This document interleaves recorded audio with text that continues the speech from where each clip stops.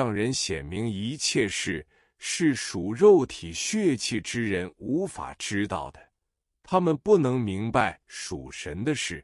所以信主之人不是花時間追求地上的知識，也不是依靠屬世的知識，聽見人所訴說的好處，憑自己所走過的經驗去做選擇，而是要成為屬靈之人，追求的這從天上而來的智慧，願意被聖靈帶領，順服真理。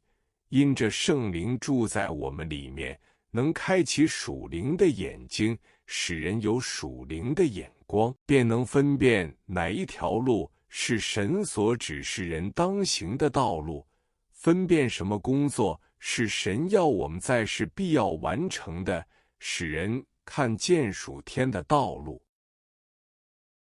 所以屬靈之人能照者主的旨意而行，人生在世的旅程，在每一次需要做選擇以先，就將所要面对的事交在神的手中，將憂慮卸給神，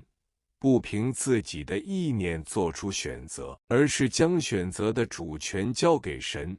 專心靠主，虔誠禱告，耐心等候，面對事情採取行動時，以是否有助於人的靈魂得着救恩與靈命的造就來衡量所要做的每一件事，就能明白如何做出合乎主心意的選擇。信主之人所做的任何事情，所說的話，都與保守自己的靈命、造就人的靈命有關，不使自己的靈命虧損，不使人跌倒，反而能建造人的靈命。因為神的眼鑒察人心，人在世上所行的一切，都要在將來面对神審判的時候交賬。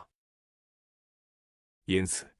人要成為屬靈之人，才能看清人生的目的，使人生的旅程一直朝向進入天國的目標邁進。